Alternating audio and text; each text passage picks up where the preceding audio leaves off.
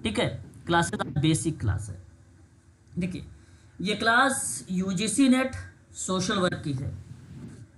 आज 15 जनवरी 2025, 15 जनवरी 2025। म्यूट हो जाइएगा प्लीज, सभी लोग म्यूट हो जाए, केवल बातों को ध्यान से सुने।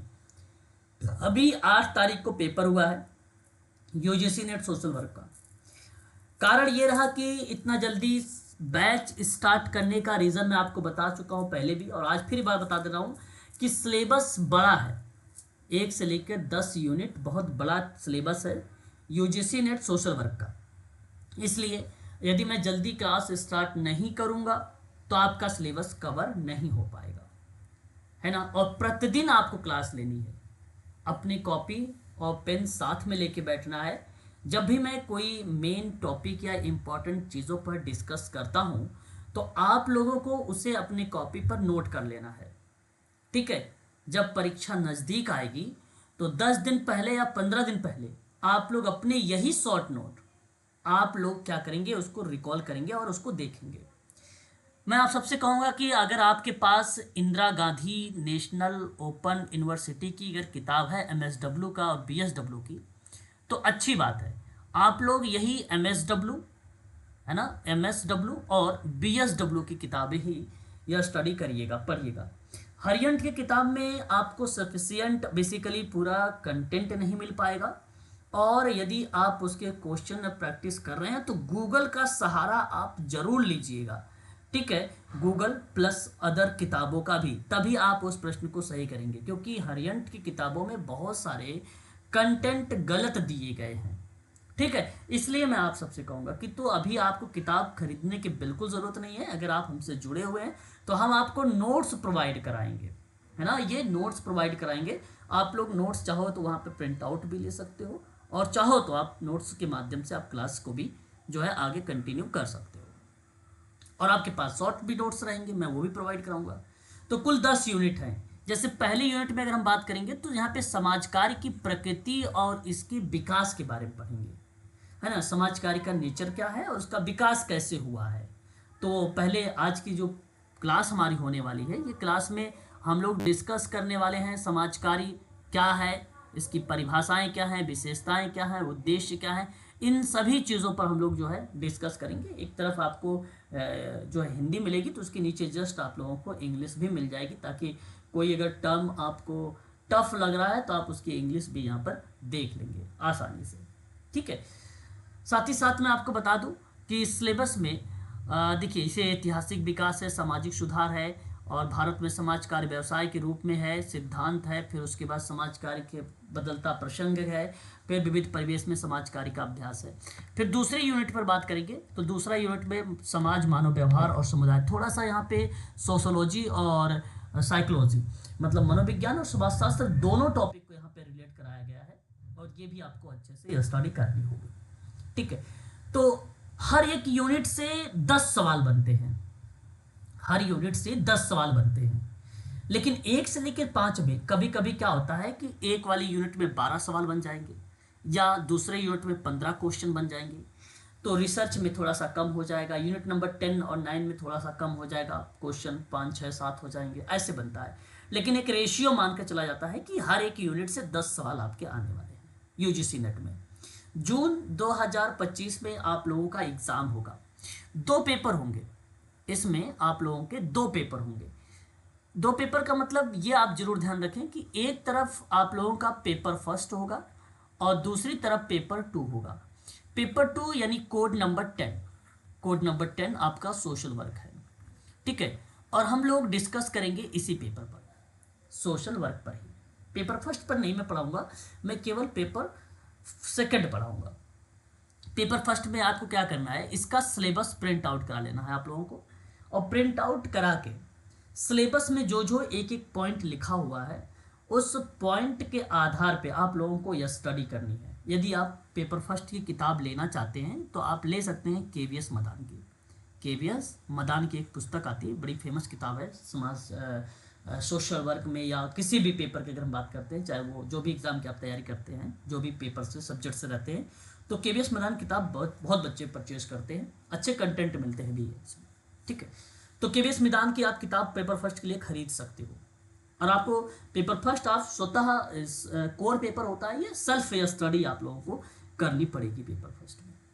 ठीक है, और पेपर सेकंड में तो मैं आप लोगों को notes, video, PDF, mock test, PYQ, सारी चीज़ें आप लोगों को प्रोवाइड कराऊंगा। समय के साथ साथ आपका सिलेबस भी खत्म करूंगा और प्रैक्टिस भी खत्म करूंगा। ठीक है, ये सारी चीज़ें। एक प्रश्न 2 नंबर का आता है, इसमें नेगेटिव मार्किंग नहीं होती है, इसमें नेगेटिव मार्किंग नहीं होती है, चीज़ ध्यान रखिएगा आप सभी लोग। आप लोग मैं आपको बता दूं कि अच्छा अमन जी, आपने यूजीसी नेट का पेपर कितनी बार दिया है? अमन बताओ, अमन पेपर यूजीसी नेट का पहली बार देने जा रहे हो या आपने पहले भी इसका एग्जाम दिया है नेट का? नहीं सर, MSW कर रहे हैं लखनऊ यूनिवर्सिटी से। लखनऊ यूनिवर्सिटी से कर रहे हैं, तो यानी इसका मतलब पहली बार देने जा रहे हो आप पेपर। जी, ठीक है, अब आएगा जून में तब देंगे हाँ सर। पहली बार देने जा रहे हो, चलो कोई बात नहीं। आपको पता चल गया कि 2 पेपर आएगा, पेपर फर्स्ट और पेपर सेकंड आएगा, ये चीज ध्यान रखिएगा। ठीक है, जी प्रियंका सर। आपने कितनी बार पेपर दिया यूजीसी नेट का? बताओ, प्रियंका क्लास में हो? खुशी आप बताओ, अच्छा कितनी बार पेपर दियो? सर एक बार दिए हैं अभी। अभी दी हो, अच्छा, तो यानी आप मेरे से जुड़े भी थे, तो आपने पढ़ा भी होगा कुछ ना चीजें, तो प्रैक्टिस वगैरह तो किया ही होगा, है ना आप? सर थोड़ा बहुत बस था, ज्यादा नहीं, बहुत ज्यादा ऐसा थोड़ा। मैं क्या एक बार दे के देखते हैं कैसे क्या पेपर आता है, ओके, बाकी तो तैयारी नहीं थी सर।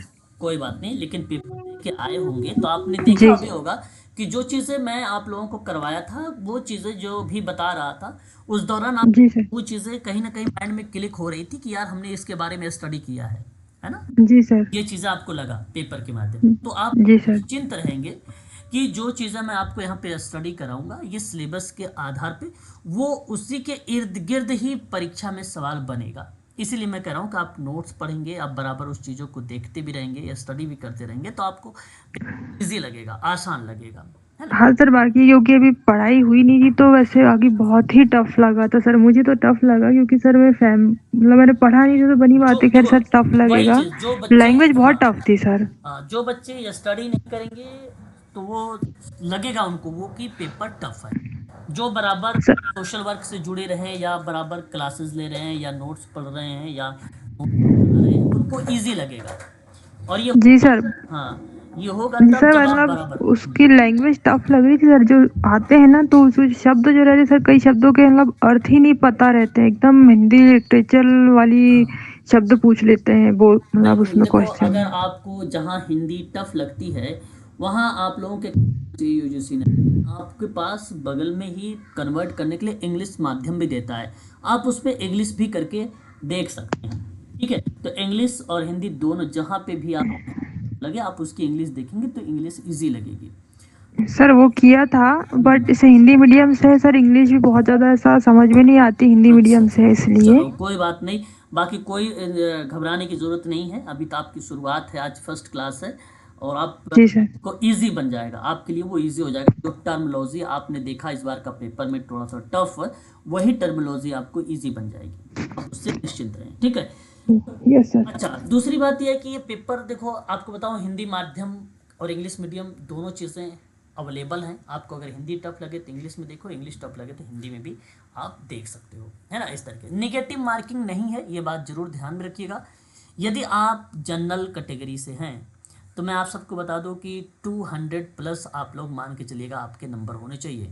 ओबीसी से अगर आप हैं तो 190 प्लस आपके पास जो है नंबर होने चाहिए।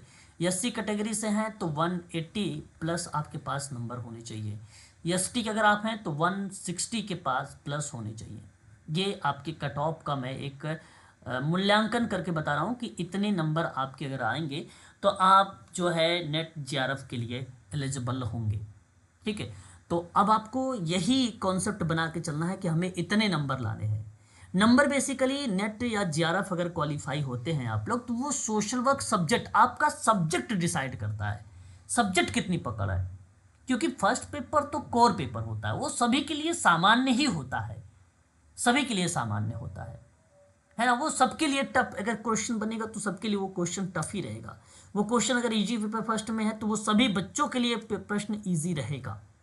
लेकिन अगर आप तैयारी कर रहे हो, कोचिंग क्लासेस ले रहे हो, पढ़ रहे हो ऑनलाइन क्लासेस के माध्यम से, तो वो चीज़ें जब सोशल वर्क में करोगे तो वो बेसिकली जो चीज़ें आपको आ रही तो हो सकता है अगले बच्चे को वो ना आए क्योंकि वो ना पढ़ा हो, तो नंबर यहीं गेन बन जाता है, आपको नंबर यहीं बढ़ा देता है फिर।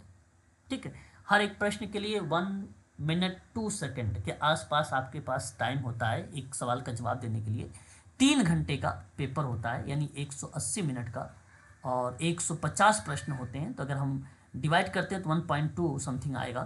तो 1 मिनट 2 सेकेंड के पास आपके पास जो है एक प्रश्न पर आप लोगों को समय मिलता है। प्रश्न पढ़ो, क्योंकि इतना लेंथी हाँ प्रश्न सर। होता है सर कि टाइमिंग का भी थोड़ा इश्यू आया था काफी, मतलब ऐसा लग रहा था कि टाइमिंग बहुत कम पड़ गया करके, थोड़ा बिल्कुल टाइम, समझने में। अगर आप, कारण ये है कि लेंदी प्रश्न जब बन जाते हैं, बड़े बन जाते हैं, अप्लाइड प्रश्न बन जाते हैं, तो वो थोड़ा सा टाइम लेते हैं।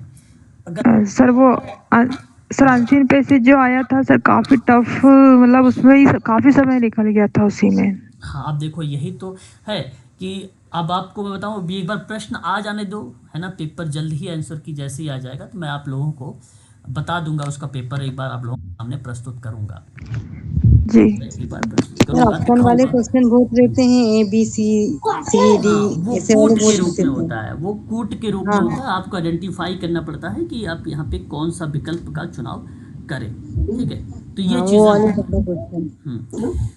ठीक है, तो इस तरीके से आप लोगों को जो है यहाँ पर ध्यान में रखना होगा, जो भी चीज़ें मैं आप लोगों को करवाऊँगा पर डे, वो चीज़ें आप लोगों को लेके चलना होगा साथ ही साथ, और आपको स्टडी भी करनी होगी। क्लास समाप्त होने के बाद 10 या 15 मिनट आप ज़रूर, है ना, आप ज़रूर समय दें, 10-15 मिनट आप पढ़ने के लिए कि जो आपने अभी अभी स्टडी किया है वो आप जो है कितना आपको वो चीज़ें आई हैं, उसमें क्या चीज़ें इंपॉर्टेंट रही हैं, वो ज़रूर आप लोग एक बार देखें उसको लेकर, है ना, ये आपके लिए काफ़ी इंपॉर्टेंट होगा आप सबके लिए, है ना। यूजीसी नेट के अंतर्गत अगर मैं बात करूं तो यहाँ उम्मीद बताई जा रही है कि मार्च में या अप्रैल में आप लोगों का फॉर्म भरा जाएगा, है ना, जून के लिए मार्च या तो अप्रैल में आप लोगों का फॉर्म भरा जाएगा 2025 में, और उसके बाद आप लोगों का जो एग्ज़ाम होने की चांसेस हैं जून के लास्ट वीक में, जून के लास्ट वीक में या जुलाई के फर्स्ट वीक में 2025 में आपका पेपर होगा, है ना, आपका पेपर यूजीसी नेट का होगा। ये चीज़ जरूर ध्यान रखें। फीस बेसिकली जनरल के लिए 1100 होती है, और ओबीसी कैटेगरी से अगर आप हैं या जो है ईडब्ल्यूएस से हैं तो आपकी फ़ीस जो है 600 होगी। यदि आप एससी एसटी या पीडब्ल्यूडी डिपार्टमेंट से हैं या एरिया से, क्षेत्र से हैं, तो 325 रुपये उसकी फ़ीस होगी।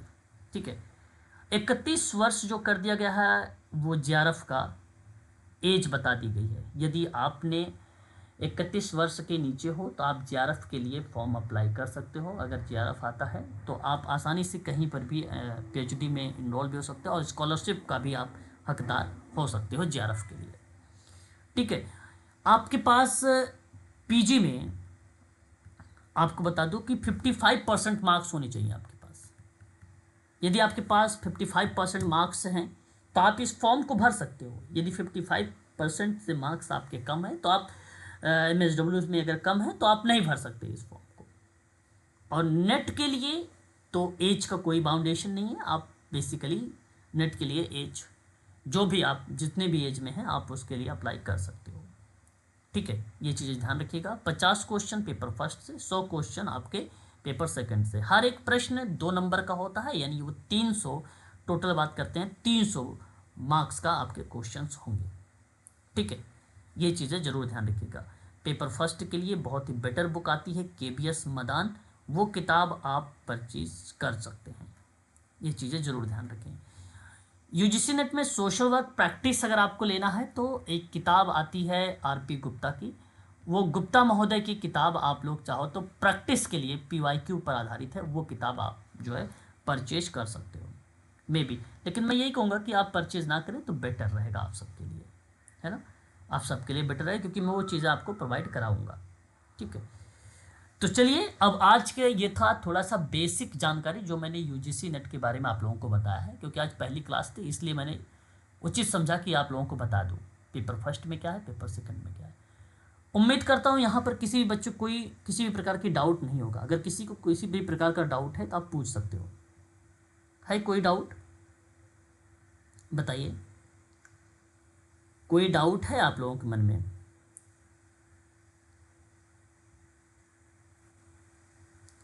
बोलिए, कोई डाउट अगर है तो आप बताइए, वरना मैं आगे बढ़ूं भाई। नो सर, कोई डाउट हाँ, नहीं। नहीं डाउट है, फिर चलो ठीक है, आगे बढ़ता हूँ। अब देखिए यहाँ पर ये आपके सामने सोशल वर्क का टॉपिक। सोशल वर्क बेसिकली होता क्या है? समाज कार्य है क्या? समाज कार्य एक सामाजिक विज्ञान है। समाज कार्य ना एक सामाजिक विज्ञान है।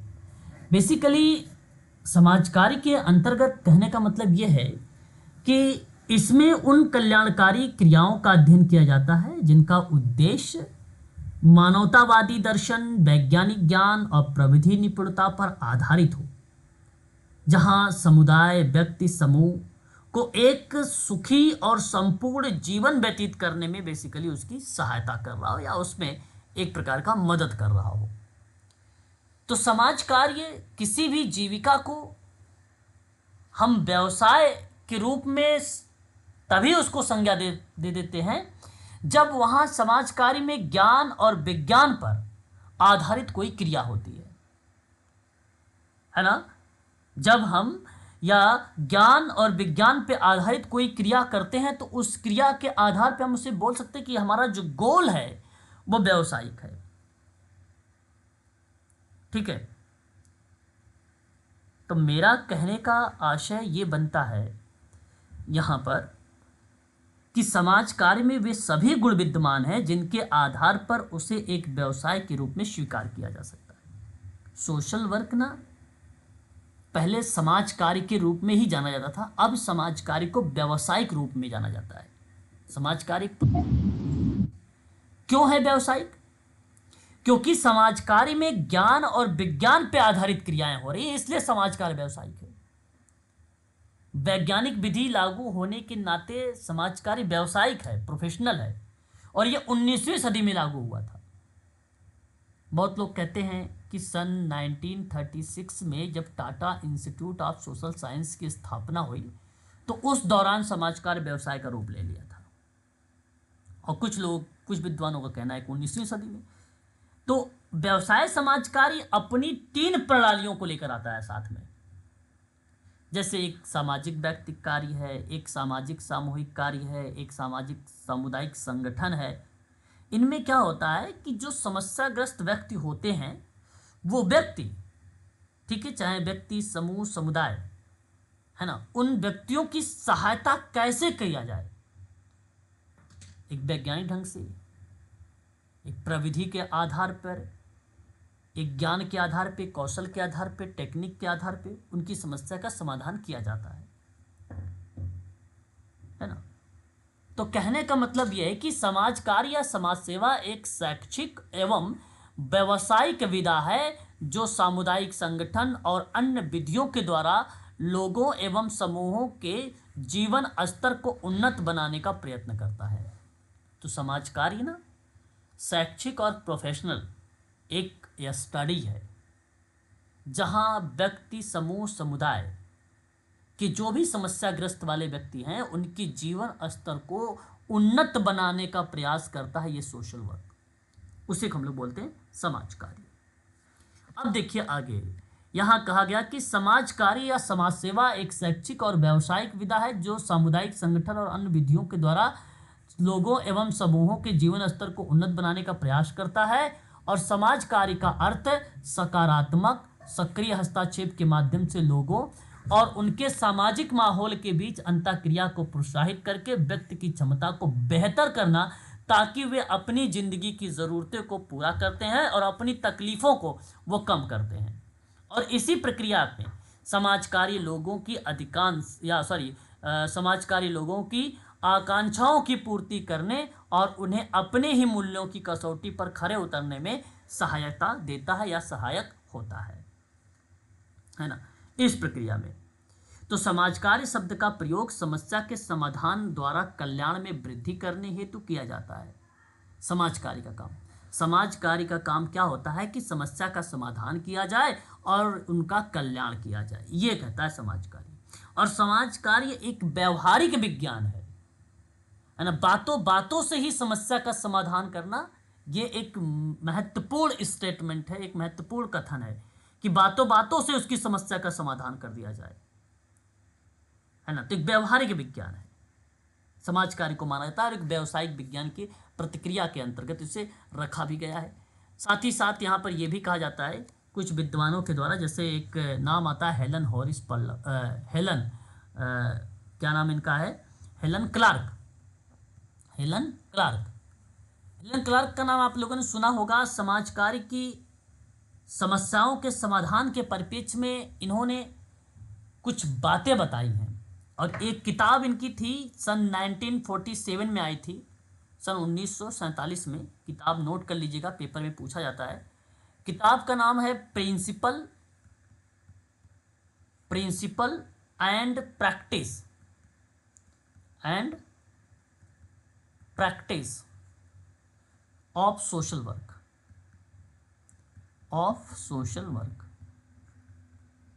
ये किताब का नाम है। Principle and practice of social work, ये किताब का नाम है। और ये किताब 1947 में हेलन क्लार्क के द्वारा दी गई। इस किताब में 3 युगों के बारे में चर्चा किया गया। कितने युगों के बारे में? 3 युगों के बारे में चर्चा किया गया। ध्यान रखेंगे, 3 युग। एक था प्राचीन युग और दूसरा था मध्यम युग या मध्य युग और तीसरा था आधुनिक युग। ये बातें बताई गई थी। प्राचीन युग का मतलब समझ ही रहे होंगे आप लोग, पहले की बात हो रही है, बहुत पुरानी बात है ये, जहां प्राचीन काल में लोग निर्बल, निर्धन, अपाहिज, रोगग्रस्त, अनाथ, वृद्ध या निराश्रित जो व्यक्ति थे, उनकी जब सहायता किया जाता था तो उस समय बोला जाता था कि ये हमारा धार्मिक कर्तव्य बनता है कि हमें इनकी मदद करनी चाहिए। आपने उनको दया दिखा दिया, उनकी सहानुभूति के आधार पर आपने उनकी मदद कर दी। चलो, आपने कोई ना कोई वस्तु दान कर दिया, जरूरी था भाई, उस व्यक्ति को नीडी था वो व्यक्ति, आपने वस्तु दान दे दिया। आपने खाने की चीज, चावल, आटे, गेहूं, दाल, जो भी था आपके पास, आपने उस व्यक्ति को दे दिया। तो ये चीजें उस समय कहा जाता था ये समाज कार्य है। ये principle and practice of social work की किताब में साफ शब्दों में लिखा हुआ है, प्राचीन युग में हेलन क्लार्क ने, कि इस तरीके से पहले समाज कार्य हुआ करता था। लेकिन समय बदलते गए, आज फिर बीच में बात करते हैं तो एक मध्य युग आया और वो सदी थी 18वीं। मध्य युग आया, 18वीं सदी थी। 18वीं सदी में मानवतावाद पर बल दिया गया। इसमें यह कहा गया कि जो समाज सेवा का पार्ट रहा है वो दया, दान, सहानुभूति नहीं रही थी। वहां मानवतावादी चीजें आधारित थी।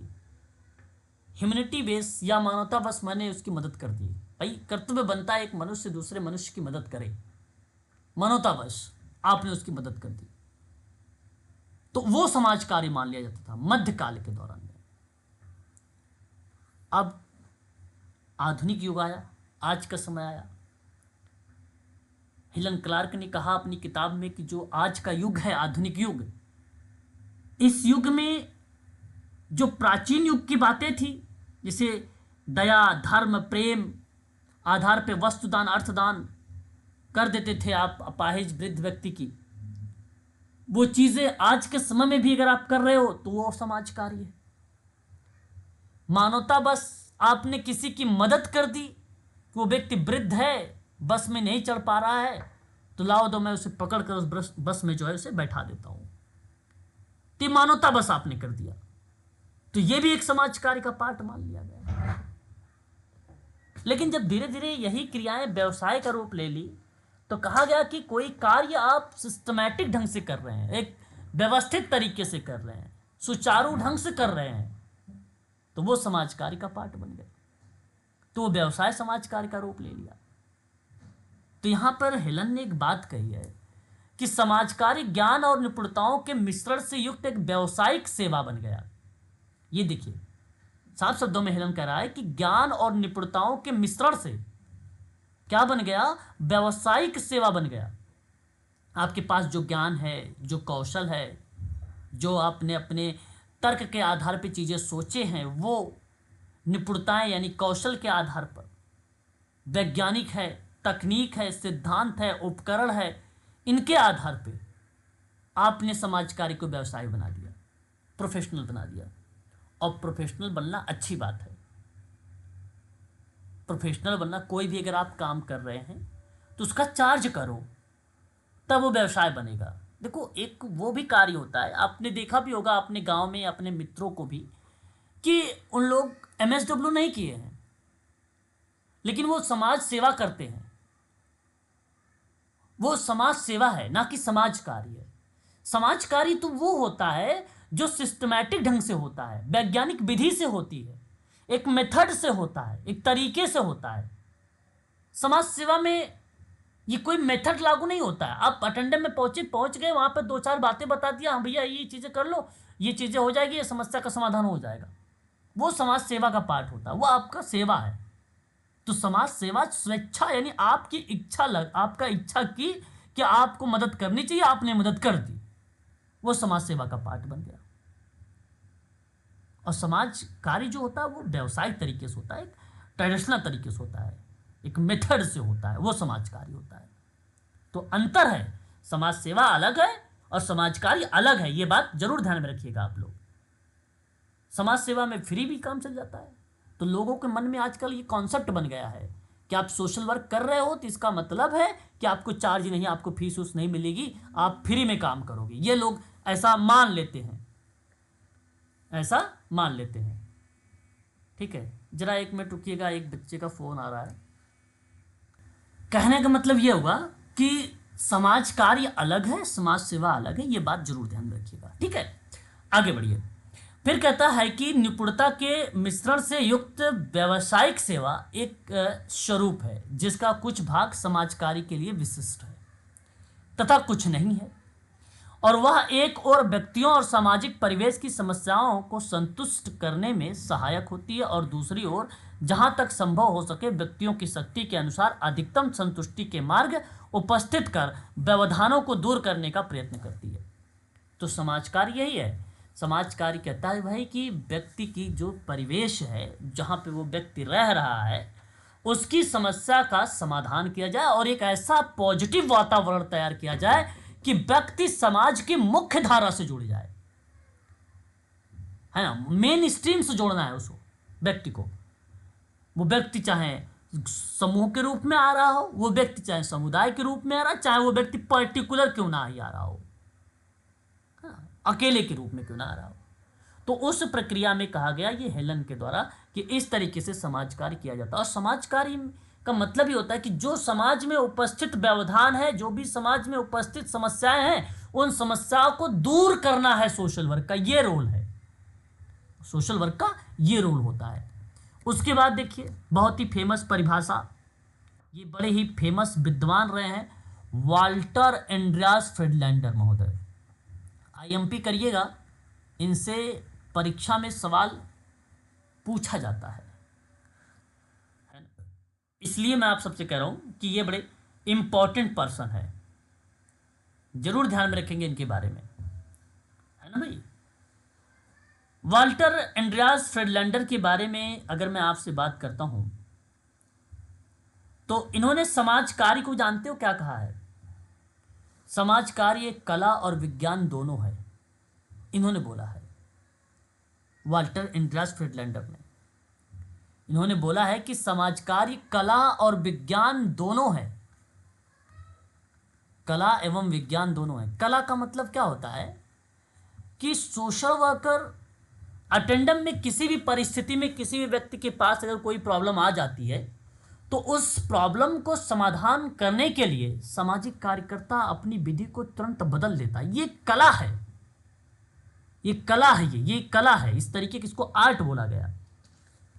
और ये भी कहा गया कि समाज कार्य एक विज्ञान है। विज्ञान का मतलब जानते हैं? साइंस। और विज्ञान की परिभाषा आप लोगों ने बचपन से पढ़े चले आ रहे हैं कि विज्ञान वो है जहाँ किसी क्रिया को सुव्यवस्थित क्रमबद्ध, ज्ञान को विज्ञान कहा गया, सुव्यवस्थित तरीके से, क्रमबद्ध तरीके से। तो सोशल वर्क समाज कार्य कला और विज्ञान है। तो विज्ञान का मतलब कोई कार्य अगर समाज कार्य में कर रहे हो तो वो क्रमबद्ध तरीके से कर रहे हो, व्यवस्थित तरीके से कर रहे हो, स्टेप बाय स्टेप कर रहे हो। उस क्रिया को बोला इसने फ्रीडलैंडर ने कि समाज कार्य कला और विज्ञान दोनों है। और ये बात सत्य भी है, ये बात सत्य भी है। तो एक स्टेटमेंट इनका बहुत फेमस रहा, ये चीज़ जरूर ध्यान रखेंगे। दूसरी तरफ अगर मैं आपसे बात करता हूं तो एक इनकी किताब बड़ी फेमस हुई और उस किताब का नाम आप जरूर मेंशन करिएगा और नोट भी कर लीजिए। इंट्रोडक्शन टू सोशल वेलफेयर, किताब का नाम इंट्रोडक्शन टू सोशल वेलफेयर। ये किताब सर 1955 में आए। नेहा क्लास में हो? नेहा क्लास में ज्वाइन हो? यस सर, मैं क्लास में हूँ। ठीक है, अब ध्यान सुनो। इंट्रोडक्शन टू सोशल वेलफेयर ये किताब थी, ये एक परीक्षा में किताब जो है आई है और प्रश्न अगर पूछता कौन से साल में आया है तो 1955 आप इसका वर्ष बताएंगे। एडिशन के रूप में मैं अगर आपसे बात करता हूं तो दूसरा वर्ष यहां पर साइड में आप नोट कर सकते हैं 1974। ये दूसरा एडिशन के रूप में किताब आई, इंट्रोडक्शन टू सोशल वेलफेयर की किताब है ना। तो ये एडिशन का पार्ट मैं बता रहा हूं, ये भी चीज ध्यान रखिएगा। तो 2 एडिशन तक आप लोगों के लिए काफी फेमस किताबों के रूप में रिप्रेजेंट हो जाती है, यहां पर आप जरूर ध्यान रखेंगे इसके संदर्भ में। एक नाम एल्जा, एल्जा एक विद्वान है, एक महिला है। सन 1960 में सोशल वेलफेयर एरियाज पर बात किया था उन्होंने 1960 में, लेकिन परीक्षा में उतनी बार इनका नाम नहीं आया है। लेकिन इसलिए मैं कहूँगा कि जो इम्पोर्टेंट रहेंगी उनके उन शब्दों पर हम लोग जो है ज़्यादा फोकस करेंगे। ठीक है, ये चीज़ें आपको ध्यान में रखना होगा इसके दृष्टिकोण में। दूसरी एक किताब आप नोट करिए, उस किताब के बारे में अगर मैं आप लोगों से बात करूं, concept and method of social work. दूसरी किताब कॉन्सेप्ट, ठीक है, and method of social work. ये किताब वाल्टर एंड्रियास फ्रीडलैंडर महोदय के द्वारा दी गई और ये किताब कब आई थी इसे भी आप मेंशन करें, नोट करें। बेसिकली वाल्टर एंड्रियास फ्रीडलैंडर ने ये जो किताब लिखा था इसमें समाजकारी के सिद्धांत और प्रथाओं के लिए लिखा था, समाजकारी सिद्धांत और उनकी प्रथाओं के बारे में मेंशन किया था इस किताब को। ये पहली एडिशन 1958 में आई थी ये किताब। परीक्षा में बहुत ज़्यादा इंपॉर्टेंट ये रही है इंट्रोडक्शन वाली। बाद में दूसरे नंबर पे वाल्टर एंड्रियास फ्रीडलैंडर की ये किताब आप इंपॉर्टेंट के रूप में रख सकते हो। पहली चीज, समाज कार्य मेथड है, प्रणालियां हैं। समाज कार्य की कुल कितनी प्रणालियां? 6 प्रणालियां हैं और इन्हीं 6 प्रणालियों को 2 भागों में डिवाइड किया था। एक का नाम रखा था प्राथमिक प्रणाली और दूसरे का नाम रखा था द्वितीयक प्रणाली। द्वितीयक प्रणाली को सहायक प्रणाली कहा गया, यानी सेकेंडरी प्रणाली बोली गई। जो प्राथमिक प्रणाली थी उसमें केस वर्क आता था, ग्रुप वर्क आता है और कम्युनिटी वर्क आता है। ये बात किसने डिवाइड किया है? 1958 में ये बात किसने बोला है? फ्रीडलैंडर ने बोला है। हाँ, case work, group work, community work. और जो सहायक प्रणाली में थी वो सोशल एक्शन था, सोशल वेलफेयर एडमिनिस्ट्रेशन था, सोशल रिसर्च था। ये 3 बातें थी सहायक प्रणाली में। तो इनकी एक परिभाषा देखिए कि समाज कार्य वैज्ञानिक ज्ञान एवं मानवीय संबंधों में निपुणता पर आधारित है। देखो, वैज्ञानिक ज्ञान तो बता दिया मैंने, कहा भी कि समाज कार्य कला और विज्ञान है, ये बात यहाँ पर आ जाती है। यह व्यावसायिक सेवा है जो व्यक्तियों को अकेले और समूह में सामाजिक और व्यक्तिगत संतोष एवं स्वतंत्रता प्राप्त करने में सहायता करती है। तो ये एक परिभाषा थी किसकी? जो है फ्रीडलैंडर की। यहाँ पर भी आप देख सकते हो, इंग्लिश में भी आप लोगों को मिल जाएगा। स्टुप की एक परिभाषा आती है कि समाज कार्य आत्म सहायता करने हेतु लोगों की सहायता करने एवं वैज्ञानिक ढंग से प्रयोग द्वारा व्यक्ति, समूह, समुदाय की आवश्यकताओं का प्रभावी करने हेतु विभिन्न संसाधनों को जुटाने की एक कला है। ये स्टुप महोदय की परिभाषा थी। मतलब आप लोगों की अगर आप मदद कर रहे हो तो वैज्ञानिक ढंग से प्रयोग करो, वैज्ञानिक ढंग का प्रयोग करो, वैज्ञानिक मेथड का प्रयोग करो आप। चाहे वो केस वर्क करो, चाहे वो ग्रुप वर्क करो, चाहे कम्युनिटी वर्क करो, लेकिन वैज्ञानिक ढंग से काम करो। और हर एक आवश्यकता जो है, चाहे वो केस वर्क हो, चाहे ग्रुप वर्क हो, चाहे कम्युनिटी वर्क हो, उन क्रियाओं में जो भी क्रियाएं उसको प्रभावित कर रही है, उन प्रभावित करने वाले कारकों को, नकारात्मक कारकों को हटाना है, सकारात्मक कारकों को आगे बढ़ाना है। ये बात स्टुप महोदय कहते हैं। और आगे अगर हम बात करते हैं एलिस चेनी, ये 1926 में परिभाषा लिखा था। समाज कार्य के अंतर्गत ऐसी आवश्यकताएं जो सामाजिक संबंधों से संबंधित है, जो वैज्ञानिक ज्ञान और ढंगों का उपयोग करती है और संदर्भ में लाभों का प्रदान करने के सभी ऐच्छिक प्रयास को शामिल करती है, वो क्रियाएं बेसिकली क्या कहलाती हैं, समाज कार्य के अंतर्गत आती हैं। ठीक है, ये चीजें ध्यान रखना है। सुनील चंद्र के अकॉर्डिंग कहा गया कि समाज कार्य जीवन के मानदंडों को उन्नत बनाने और समाज के सामाजिक विकास की किसी स्थिति में व्यक्ति, परिवार और समूह के सामाजिक, आर्थिक, राजनीतिक, सांस्कृतिक कल्याण हेतु सामाजिक नीति को क्रियान्वयन में सार्वजनिक अथवा निजी प्रयास के द्वारा इसकी गतिशील क्रिया मानी जाती है, वो समाज कार्य होता है। तो इन्होंने कहा कि भाई मानदंड होते हैं, रूल रेगुलेशंस। रूल रेगुलेशंस का मतलब होता है मानदंड, रीति रिवाज, परंपरा। ठीक है, उसको उन्नत करें, समाज के विकास के आधार पर बात करें, चाहे वो व्यक्ति के आधार पे, परिवार के आधार पे, समूह के आधार पे, समुदाय के आधार पर। उस प्रक्रिया में किसमें, सामाजिक, आर्थिक, राजनीतिक, सांस्कृतिक इत्यादि के क्षेत्र में आप क्या करें, कल्याण करें। कैसे, एक पॉलिसी बनाकर। जब आप एक पॉलिसी बनाकर, चाहे वो पॉलिसी गवर्नमेंट को हो, चाहे वो पॉलिसी प्राइवेट हो, ठीक है, उनके आधार पे बनाकर आप इन क्षेत्रों का डेवलप करें। और इन क्षेत्रों का जब डेवलप करेंगे तो वो व्यक्ति का भी डेवलप होगा, परिवार का भी डेवलप होगा, समूह का भी डेवलप होगा, समुदाय का भी डेवलप होगा। तो उस प्रक्रिया में बोला गया कि वो एक समाज कार्य होगा। और ये परिभाषा सुनील चंद्र के द्वारा दी गई है ना, वो परिभाषा सुनील चंद्र की दी गई। देखिए यहाँ पर ये परिभाषा मैंने शुरुआत में बताया था आप लोगों को। समाज कार्य मानवीय दर्शन, वैज्ञानिक ज्ञान, प्रविधि, निपुणता पर आधारित व्यक्ति, समूह, समुदाय का एक सुखी संपूर्ण जीवन व्यतीत करने में सहायता प्रदान करने हेतु एक कल्याणकारी क्रिया होती है, वही समाज कार्य कहलाता है। ये Indian conference of social work के द्वारा चीजें बताई गई इसके संदर्भ में, है ना।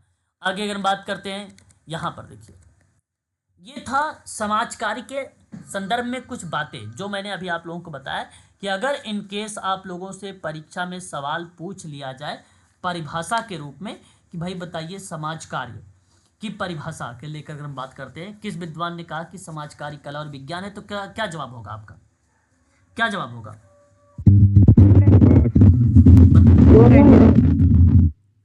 फ्रीडलैंडर सर। फ्रीडलैंडर, बिल्कुल सही जवाब दे रहे हैं आप। यदि आपसे कहा गया कि समाज कार्य जो है व्यक्ति और पर्यावरण के साथ संबंध है, समाज कार्य जो है बेसिकली व्यक्ति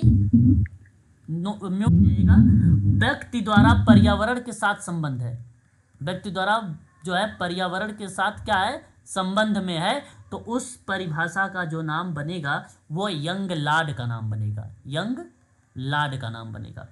यदि आपसे परीक्षा में पूछ लिया गया कि समाज कार्य गत्यात्मक कार्य है, समाज कार्य क्या है, एक गत्यात्मक कार्य है, तो अब उस प्रक्रिया में किसकी परिभाषा बनेगी, तो बीजी खेर का नाम बनेगा, बीजी खेर का नाम बनेगा। ठीक है, खेर का नाम बनेगा। और यदि पूछ लिया कि समाज कार्य नैतिक मांगों पर आधारित है, किस पर, नैतिक मांगों पर आधारित, देखो मैं स्क्रीन पर लिख रहा हूं, नैतिक मांगों पर आधारित है, तो वो परिभाषा किसकी बनेगी, गेसल कोनोफ्का की बनेगी, गेसल कोनोफ्का की बनेगी। ये आपको परिभाषा भी याद रखनी है। ठीक है, अब देखिए ये हो गया परिभाषा का पार्ट। अब हम बात करेंगे समाज कार्य के स्तर पर, समाज कार्य के कौन कौन से स्तर है। तो 3 level of social work, very very most important point, paper में ये भी सवाल पूछा जाता है। ये ग्रेड, सर इनके ईयर्स भी बता दीजिए। जी क्या करें मैम? सर इनके ईयर्स भी बता दीजिए। देखिए ईयर्स कोई खासकर यहाँ पर पूछा नहीं जाता है परीक्षा में, लेकिन अगर आपसे पूछा गया यंग लाड के बारे में कि इस समाज कार्य व्यक्ति द्वारा पर्यावरण के साथ संबंध में कब जुड़ा, तो इनकी परिभाषा 1946 का वर्ष रिप्रेजेंट करता है, ये चीज़ें ध्यान रखिएगा। और बीजी खेर, ठीक है, बाकी की परिभाषा से कोई एग्जैक्ट नहीं आएगा परीक्षा में, है ना, तो इसलिए मैं कहूँगा कोई ज़्यादा फोकस करने की जरूरत नहीं है। परिभाषा है, परिभाषा नहीं पूछता है कि वर्ष में कौन सी आई परिभाषा। ठीक है, ये चीज़ें ध्यान रखिए, लेकिन ये जरूर ध्यान रखें 46 में ये परिभाषा इनके द्वारा मेंशन किया गया है। ठीक है, चलिए अब आगे देखिए, यहाँ पर मैंने अगर कहा कि आप लोगों से कि ग्रे एंड बर्नस्टीन का नाम पूछता है पेपर में, तो ग्रे एंड बर्नस्टीन 1966 में समाज कार्य की विभिन्न स्तरों की अवधारणा देते हुए एक संक्षिप्त में एक सारांश प्रदान किया। 3 स्तर होते हैं सोशल वर्क के, जानते हो 3 स्तर कौन कौन से? एक होता है यहाँ पर अगर हम बात करते हैं तो माइक्रो, और दूसरा होता है मीजो, तीसरा होता है माइक्रो। तो सूक्ष्म समाज कार्य को हम लोग माइक्रो का नाम देते हैं, मीजो को हम लोग मध्यम का नाम देते हैं, और मैक्रो को हम लोग बृहद का नाम देते हैं, बृहद का नाम देते हैं। ये 3 तरीके का 3 स्तर बताया गया कि समाज कार्य में 3 स्तर होता है। ठीक है, देखो जो सूक्ष्म होता है उसमें परिवार आ जाता है, व्यक्ति आ जाता है, उसके आधार पे काम होता है। मीजो वाले में थोड़ा सा बड़ा हो जाता है, वो ग्रुप वर्क को रिलेट करा देता है। जो माइक्रो लेवल का कार्य होता है वो कम्युनिटी बेस्ड हो जाता है, जैसे प्रोजेक्ट वगैरह जब कोई कार्य चलता है तो वो उस स्तर पर होता है, तो थोड़ा सा लेवल के आधार पर दिया गया है ना। अच्छा बताओ, परिवार सूक्ष्म कार्य आएगा, परिवार या मीजो या माइक्रो? परिवार आएगा माइक्रो में आएगा, है ना, MICRO, माइक्रो, है ना, बिल्कुल परिवार माइक्रो का पार्ट होगा क्योंकि सूक्ष्म पार्ट का वो चीजों को शामिल करता है। तो यहाँ पे देखिए, सूक्ष्म समाज कार्य, सूक्ष्म स्तर पर सामाजिक कार्यकर्ता सामाजिक मुद्दों की एक विस्तृत श्रृंखला को संबोधित करने वाले व्यक्ति एक या एक परिवार या छोटे समूह सेवा प्रदान करता है। इसमें आवास सहायता, मादक द्रव्य के सेवन, परामर्श और मानसिक स्वास्थ्य चिकित्सा इत्यादि शामिल होती है। इसमें मतलब ये देख लीजिए कि अगर आपके सामने कोई मान लीजिए अल्कोहल या ड्रग्स वगैरह ले रहा है, तो उसकी अगर आपको परामर्श करना है या उसको आपकी काउंसलिंग करनी है या उसे समाज की मुख्य धारा से जोड़ना है, तो सूक्ष्म समाज कार्य का पार्ट होगा, माइक्रो सोशल वर्क का पार्ट होगा। वो परिवार के साथ अगर आप मान लीजिए काम कर रहे हो, तो बहुत लोग होते हैं कहते हैं परिवार में जैसे 6-7 लोग होते हैं, तो बहुत लोग कहते हैं ये ग्रुप बन गया है। ग्रुप नहीं होता है, ये परिवार भी समाज की एक छोटी इकाई मानी जाती है। ठीक है, परिवार जो है समाज की छोटी इकाई है, इसलिए हम ये कह सकते हैं कि परिवार के साथ जब आप काम करोगे तो वो सूक्ष्म इकाई का ही पार्ट माना जाएगा, माइक्रो लेवल का ही कार्य माना जाएगा, ना कि कोई ग्रुप वर्क का काम होगा। सब शब्दों में लिखा हुआ है। आप किसी के साथ मादक द्रव्य का सेवन अगर कोई सेवार्थी कर रहा है तो उसकी समस्या का समाधान करोगे तब भी वो चीज़ें आ जाती है। आवास सहायता अगर आप दे रहे हो, ठीक है, तो वो भी क्रियाएं बेसिकली सूक्ष्म समाज कार्य का पार्ट माना जाएगा। ये चीज़ें जरूर ध्यान रखेंगे। मेडिकल फील्ड में अगर आप जाते हो, काउंसलिंग वगैरह करते हो उसका, है ना, तो भी वो सूक्ष्म समाज कार्य का पार्ट माना जाएगा। एक होता है मीजो सोशल वर्क। सामाजिक कार्यकर्ता जो मीजो स्तर पर काम करते हैं, लोगों के समूहों के साथ काम करते हैं, जैसे कि स्कूल हो गया, जेल हो गया, अस्पताल हो गया, पड़ोस हो गया, इनके साथ जब काम करेंगे तो वो मीजो का पार्ट जो है कार्य कहलाता है। वे अकादमी रूप से संघर्ष करने वाले छात्रों की सहायता करते हैं, जो जेल के कैदियों के साथ मादक द्रव्यों के सेवन की वसूली को संबोधित करते हैं और रोगियों की देखभाल में मदद कर सकते हैं, जो दीर्घकालिक देखभाल के लिए भी अस्पतालों में भर्ती हैं। जैसे आप बता दूं, मैं अगर आपको बता दूं कि हॉस्पिटल में अगर आप काम कर रहे हैं, ठीक है, मादक द्रव्य के सेवन के संदर्भ में, ठीक है, और वहाँ पे वो कार्य बेसिकली लंबे टर्म से चल रहा है, 6-7 महीने हो गए, या आप उस पर बराबर मान लीजिए उस पर वर्क कर रहे हो उस क्रिया में, तो वो पार्ट आपका मीजो का पार्ट माना जाएगा। केस वर्क का पार्ट कब माना जाएगा कि आपने स्टडी का जब कर रहे हो, जब मादक द्रव्य का सेवन वो कर रहा था तो उसके अध्ययन यानी व्यक्तिगत अध्ययन ले रहे हो, उस प्रक्रिया में अगर आप करोगे तो वो माइक्रो लेवल का पार्ट बन जाएगा। आप अस्पताल में काम कर रहे हो, विद्यालय में काम कर रहे हो, पड़ोस के साथ काम कर रहे हो, तो मीजो का पार्ट माना जाएगा। ये चीज़ जरूर ध्यान रखिएगा। एग्जाम्पल पूछता है, कहता है स्कूल, जेल, अस्पताल, पड़ोस किसका एग्जाम्पल है, तो ये आप कह सकते हो कि मीजो सोशल वर्क का एग्जाम्पल है, ये है ना, ये इसके एग्जाम्पल है। ठीक है, एक होता है लास्ट वाला माइक्रो सोशल वर्क में। माइक्रो स्तरीय पर समाज कार्य में नीति निर्माण होता है, अनुसंधान होता है, कम्युनिटी बेस्ड ऑर्गेनाइजेशंस होते हैं, क्रियाएं होती हैं, CBT पर कार्य होता है, ये है ना। तो अभ्यास के इस स्तर पर सामाजिक कार्यकर्ताओं को जो है कार्यकर्ताओं पर ध्यान केंद्रित के लिए, जैसे बेघर, मादक द्रव्य सेवन, आवास या अधिक जैसे बड़े सामाजिक मुद्दों को संबोधित करने में मदद करता है। जैसे कोई बदलाव की बात कर रहे हो, नीति बनाने की बात कर रहे हो, संशोधन करने की बात कर रहे हो, किसी कम्युनिटी में जागरूकता की बात कर रहे हो, तो वो पार्ट माइक्रो सोशल वर्क का होता है, वो पार्ट बड़े स्तर का बन जाता है। सोशल एक्शन का पार्ट सीधा सीधा समझ सकते हो कि वो माइक्रो सोशल वर्क का ही पैटर्न फॉलो होता है इसमें, है ना, माइक्रो सोशल वर्क का पैटर्न। तो ये चीज़ें इसके अंतर्गत आ जाती हैं। यहाँ आप देख सकते हो मैंने इंपॉर्टेंट पॉइंट लिखा है, परीक्षा में आप लोगों से यहाँ से एक सवाल जरूर आने वाले हैं, 2 नंबर आपको यहाँ पे आसानी से मिल जाएंगे यदि आपको ये पॉइंट याद है तो। मीज़ो वाले में मीडियम सिस्टम होता है, माइक्रो वाले में लार्ज सिस्टम होता है। माइक्रो का अगर हम बात करते हैं माइक्रो का, तो इसके अंतर्गत जो होता है वो इंडिविजुअल पार्ट होता है या स्मॉल स्केल का पार्ट होता है, आप यहाँ पर रख सकते हो इसके अंतर्गत। कैसे जो है कंटेंट सिस्टम, इंडिविजुअल हो गया, फैमिली हो गया, रिलेशनशिप हो गया ये, और इन्हीं को हम लोग बोल सकते हैं इंटरपर्सनल, ठीक है।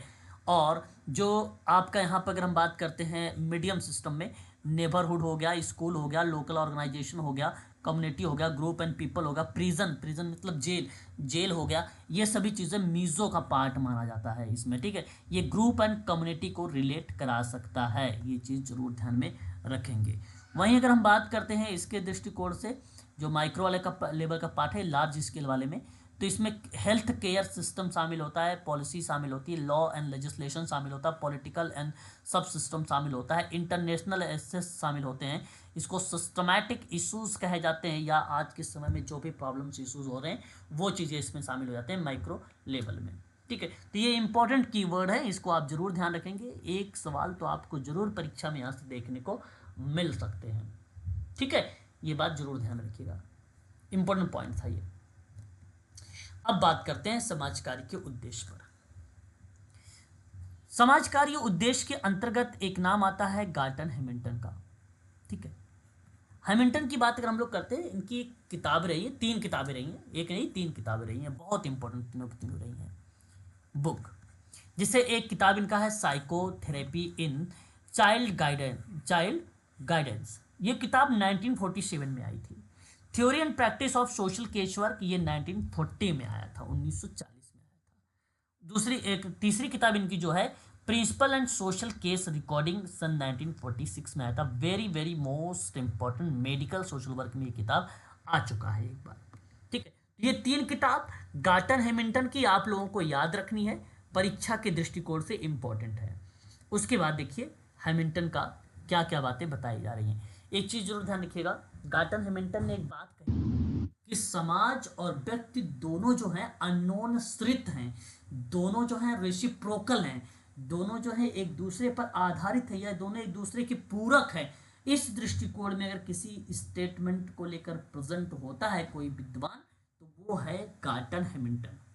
ये चीज आप जरूर ध्यान में रखेंगे, भूलेंगे नहीं आप इस बात को, ठीक है। ये एक बार पेपर में आ चुका है मध्य प्रदेश के सेट में सोशल वर्क में, ठीक है। तो समाज कार्य के 2 प्रमुख उद्देश्य बताएं, 2 प्रमुख उद्देश्य किसने? गार्टन हैमिल्टन ने बताया। एक कहा कि आर्थिक और एवं शारीरिक कल्याण, ये पहला था, ये पहला पार्ट को शामिल करता है। दूसरे में अगर हम बात करते हैं तो संतोषजनक संबंधों और अनुभव के द्वारा बताया।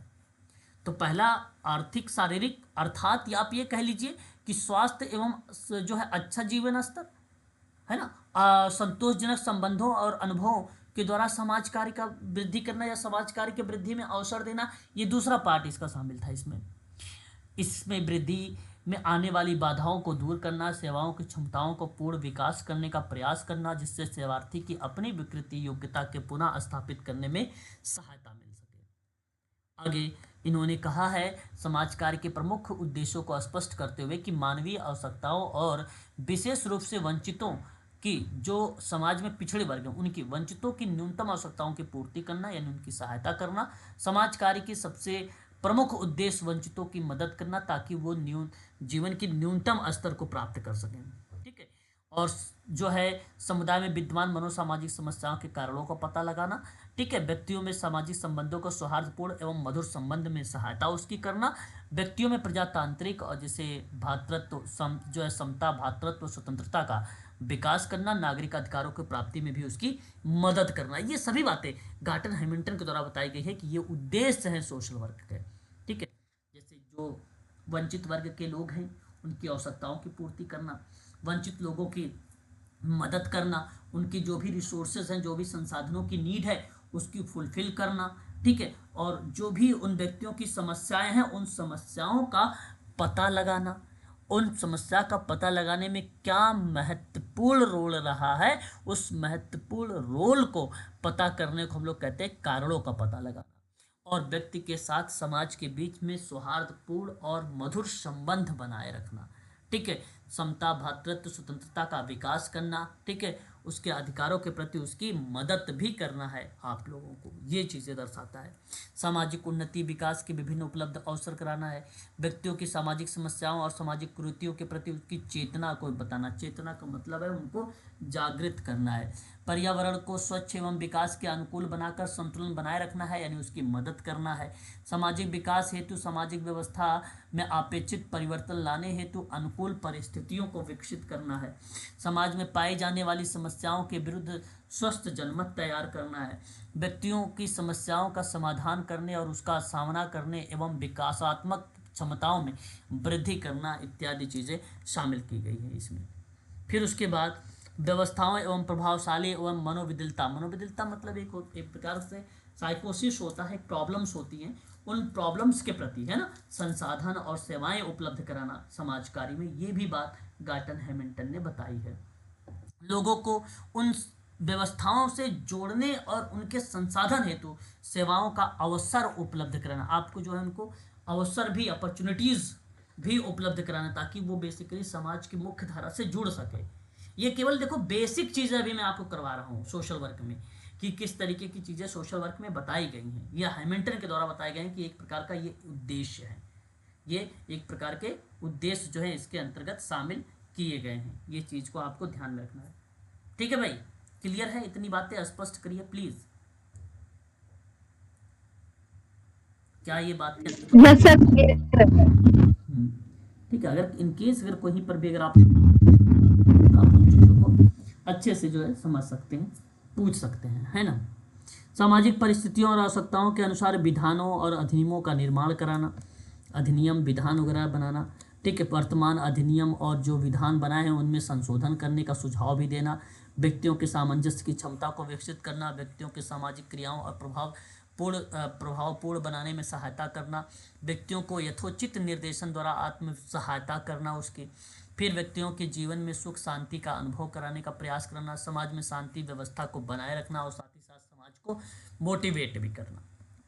ये था गार्टन हैमिल्टन के द्वारा उद्देश्य। ये है आगे सामान्य उद्देश्य। यहाँ से मैं क्लास आप लोगों की कल स्टार्ट करूँगा। आज के लिए केवल बस इतना है, हम लोग बातचीत करेंगे, ठीक है। केवल आज हमने देखा है समाज कार्य के थोड़े से अर्थ को, समाज कार्य की परिभाषा को, समाज कार्य में गार्टन हैमिल्टन को। तो जो भी चीज़ें अगर आपने अभी नोट्स बनाए हैं तो प्लीज़ एक बार उस नोट्स को जरूर देखिएगा। इसी तरीके से प्रतिदिन अगर आप पढ़ेंगे सोशल वर्क के बारे में तो आप आसानी से अच्छे खासे नंबर गेन करेंगे सोशल वर्क में।